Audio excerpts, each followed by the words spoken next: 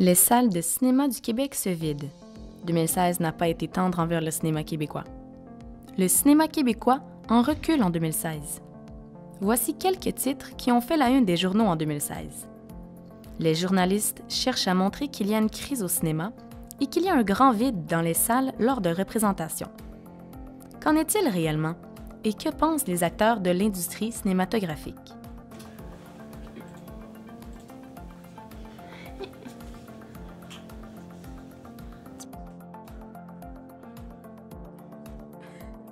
Les caractéristiques qui rendent unique le cinéma québécois sont les mêmes que tous les cinémas nationaux, c'est que ça parle de nous ici. C'est important qu'il y ait du cinéma culturel, tous les pays en font, et c'est à travers ces films-là qu'on voit un peu c'est quoi qui distingue cette population-là d'une autre. La fréquentation des salles de cinéma lors de représentations québécoises a chuté de 7 % entre 2015 et 2016. Le public québécois est clairement désintéressé par son cinéma. Puis sinon, en général, tu penses quoi du cinéma québécois? Ben, j'en pense pas grand-chose, parce que je suis comme moins un petit peu là-dedans. C'est pas vraiment le type de film que j'écoute, là, mais je pense que... C'est quoi le dernier film québécois que tu as vu? Je m'en rappelle pas, honnêtement. J'essaie d'y penser fort, mais vraiment québécois, là, je m'en rappelle pas, honnêtement. J'écoute pas tant de films québécois, tu sais, parce que j'aime mieux les films américains. Oui. Ben, selon moi, j'ai tout le temps l'impression qu'ils n'ont pas assez de budget pour les films qu'ils veulent faire. Fait que des fois, les films sont un peu moins bons que, mettons, si on regarde le cinéma américain. J'aime ça, mais je trouve que souvent c'est lourd. Quand on utilise Xavier Dolan.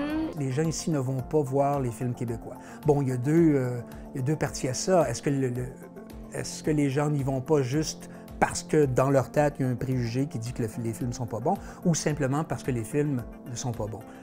Les Québécois vont de moins en moins au cinéma. Le taux d'occupation est le plus faible depuis 1975, c'est-à-dire 9,6 %. Selon la journaliste et critique de cinéma pour Radio-Canada, Hélène Faradji, la localisation des salles de cinéma est aussi un problème. Le cinéma Excentrice, au cœur de Montréal, a d'ailleurs fait faillite en 2016. Il était l'un des seuls endroits de la ville à offrir un vaste choix de films d'auteur et de cinéma québécois. Mais il y a aussi qu'à présent, avec les Netflix, avec la consommation plus autonome du consommateur pour voir des narratifs, ça aussi, ça a beaucoup changé. Dans le sens que, à présent, on peut se taper 6 heures à la télé en séquence. Alors, ce que ça représente, c'est que la soirée que quelqu'un s'était dit « Ah, je vais aller voir un film », bien, en réalité, ils peuvent passer toute une soirée en regardant 3 ou 4 ou 5 ou 6 heures de ça. C'est sûr que comme cinéaste puis comme industrie, on a un gros défi.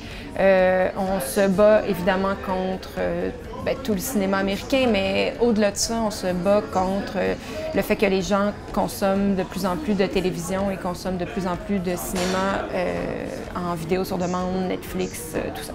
Ce désintérêt des Québécois pour les films d'ici emmène un poids et de nouveaux défis pour les divers intervenants du marché cinématographique.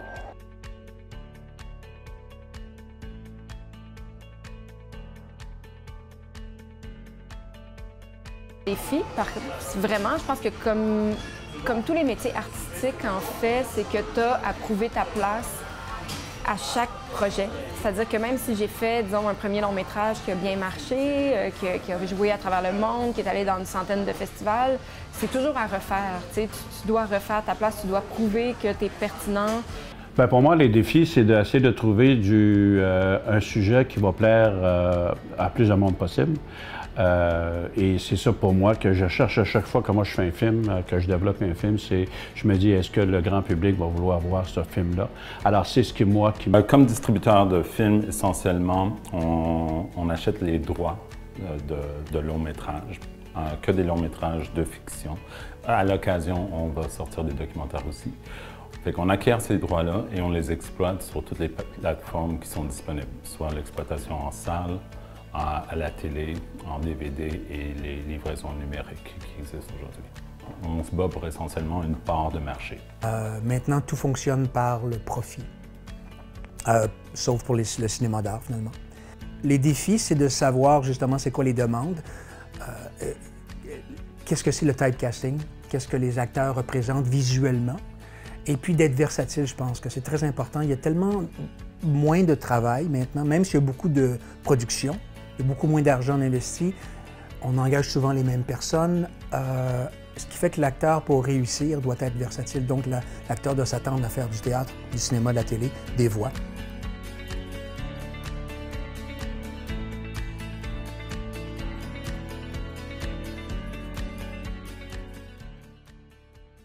Le cinéma québécois est financé par l'État par le biais d'institutions comme la SODEC ou Téléfilm Canada. Chacune d'entre elles a des critères bien distincts pour financer les projets cinématographiques. Au Québec, le financement des films se fait par multiples niveaux et certaines, genre des institutions comme la SODEC et Téléfilm Canada, qui ont, parce qu'ils sont des organismes gouvernementaux, ils ont des dates très, très précises à laquelle ils jugent des films ou quand est-ce qu'ils vont investir. Fait que ce que ça fait, c'est que, dépendamment des projets qui sont mûrs ou prêts à être financés, ça peut donner une année où est-ce qu'il y a moins de projets hautement accessibles. Depuis 2001, Téléfilm Canada accorde du financement sous forme d'enveloppe à la performance aux producteurs des films qui ont connu un grand succès. Une maison de production peut ainsi recevoir jusqu'à 3,5 millions avec cette enveloppe. Ainsi, près de 75% des fonds de Téléfilm Canada sont entre les mains de ces quelques producteurs. Une nouvelle formule qui a été, ça fait maintenant quoi, tout près d'une dizaine d'années, je pense, sinon plus, que les producteurs qui ont bien performé, pas seulement sur le box-office au Québec, mais qui ont ils ont fait plein de festivals et ainsi de suite. Alors ça leur donne des points et pour nous, ça nous donne une certaine liberté. C'est-à-dire que cette enveloppe-là à la performance nous permet de faire des choses, de la créativité beaucoup plus... Je peux développer ce que je veux sans être obligé de demander à personne ce que je vais développer. Le plus important dans le milieu est le montant apporté par le box-office. Toutefois, sans ces chiffres, le succès des films serait vu autrement. Le professeur Philippe Lemieux nous éclaire sur la situation cinématographique au Québec.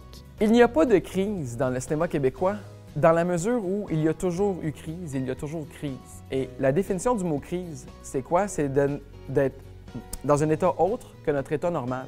Mais si notre état normal, c'est d'être toujours en état de crise, alors on n'est pas en crise, on est tout simplement dans l'état où on est.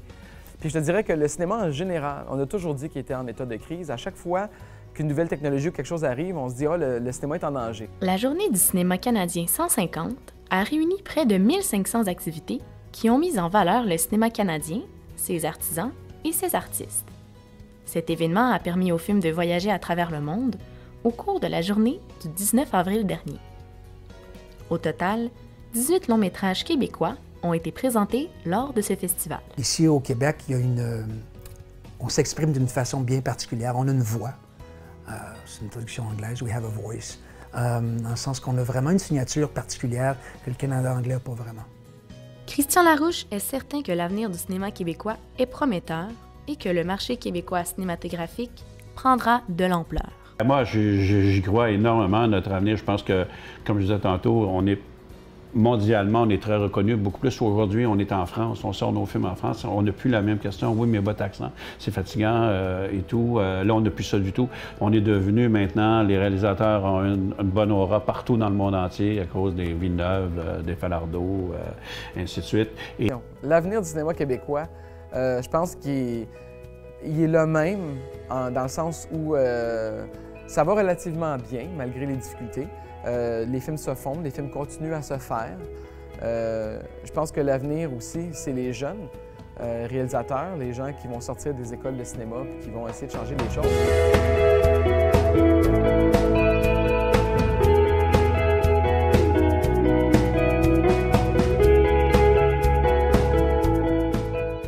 Plusieurs réalisateurs québécois jouissent d'une très grande popularité à l'étranger.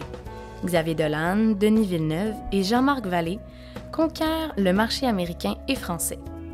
Ils sont sur une lignée qui les met sur un pied d'égalité avec de grands réalisateurs américains et qui les emmène dans les plus grandes cérémonies de reconnaissance cinématographique. Ici, le cinéma québécois connaît un bon début en 2017. Voté Bougon a procuré une part de marché de 7,8 %. Bon Cop Bad Cop prendra bientôt l'affiche au cinéma et de grandes attentes y sont rattachées. C'était Audrey Dubuc pour l'Informateur.